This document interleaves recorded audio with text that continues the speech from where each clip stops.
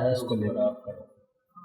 देखिए, आज लखनऊ में एक बहुत ही दर्दनाक हादसा हुआ है जिसमें 14 लोगों की जान चली गई। 3-4 अभी गंभीर हैं, बाकी हाथ पैर फ्रैक्चर की वजह से सारे बाकी। सबसे पहले तो मैं उन सभी आमजनों का धन्यवाद ज्ञापित करूंगा जिन्होंने इस भयंकर हादसे के बाद तात्कालिक रूप से जितना कुछ वो कर सकते थे। उसके बाद पुलिस प्रशासन और विशेष रूप से मैं सभी चिकित्सकों का और सभी नर्सिंग कर्मियों का भी धन्यवाद दूंगा जिन्होंने बहुत निष्ठा के साथ सभी दुर्घटनाग्रस्त लोगों की चिकित्सा करने में किसी प्रकार की कोई कोर कसर नहीं छोड़ी। स्थानीय पुलिस प्रशासन ने भी अपना काम बहुत अच्छे ढंग से किया। परमपिता परमात्मा से जिन लोगों की जान चली गई उनको अपने चरणों में स्थान दे और उनके परिवार को इस आघात को सहन करने की शक्ति दे। जिला कलेक्टर से बात हुई और अभी संभागीय आयुक्त की अभी सरकार के स्तर पे जो घायल हैं उनकी चिकित्सा में किसी प्रकार की कोताही नहीं हो और जिन लोगों की जान चली गई उन सभी पात्र लोगों को सरकार के स्तर से जो भी सहायता मिलनी है और घायलों को उसके लिए भी जिला कलेक्टर को निर्देशित कर दिया। कल सबके कागजात तैयार होकर जितना कुछ सरकार के स्तर पे हो सकता है करने में कोई होता है। मामले के प्रशासनिक स्तर पर अगर देखें तो लापरवाही भी सामने आई है, गाड़ी रफ्तार से थी। जैसा उस बस में सवार यात्री और उस बस का क्योंकि ड्राइवर तो इस घटना में खत्म हो गया, लेकिन उसका खलासी कह दें या परिचालक कह दें वो भी जिंदा है।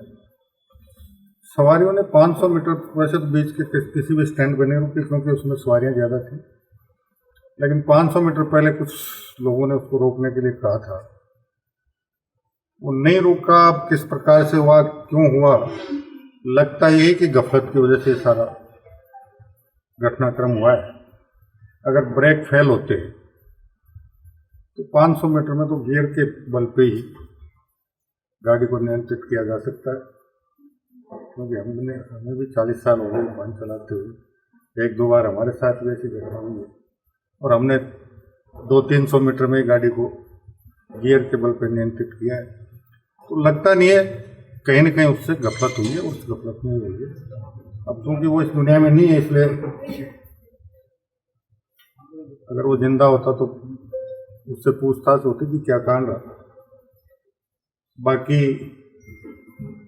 मुकदमा दर्ज हो गया और जितने भी घायल और मतलब फिटनेस भी था बस का और बीमा भी था। अब खैर वैसे पैसे से जिन लोगों की जान चली गई उन परिवारों को वो लोग तो वापस नहीं आ सकते, लेकिन जो कुछ संबल मिल सकता वो दिलाने में पुलिस प्रशासन की मदद करेगा। देखिए, ये बिल्कुल सही है, राज्य सरकार की मंशा है। हमेशा सरकार इस बात को लेकर सतर्क भी रहती है, सुरक्षा सप्ताह के मार्फत लोगों को जागरूक करने का प्रयास भी करती है। लेकिन सबसे मोटी बात कि बढ़ती आबादी और बढ़ते यातायात के साधन और उसमें अत्याधुनिक तकनीकी और सपाट सड़कें, उसमें सामान्यतः लापरवाही की वजह से सारे हादसे होते हैं। सरकार इस पर नियंत्रण करने का प्रयास कर रही है, लेकिन जितना प्रयास सरकार के स्तर पे होता है उतना प्रयास आम जन की तरफ से नहीं होता, इसलिए ये हादसे लगातार हो रहे हैं। सरकार कोशिश करेगी कि और जागरूकता लाकर इन हादसों को रोकने में सफलता प्राप्त एक सवाल भी उस पर चार बार लोगों पे जो है कि सरकारी बस की कमी बहुत है रोड पर, तो प्राइवेट बस है जो निजी बस है को टेंडरी है को देड़ या फिर मनमाना रूप को चलावा है मनमानी मर्जी में साधन में चलावा है। ये जो लोक परिवहन बसें हैं और निजी वाहन, निजी जो बसें चलती हैं उनमें सबसे ज़्यादा खतरनाक लोक परिवहन बसें हैं। और दूसरे नंबर पे जो कॉन्ट्रैक्ट कैरिज वाली बसें चलती हैं। निश्चित रूप से सरकार के स्तर पर हम प्रयास करेंगे कि यातायात के साधन बढ़ें।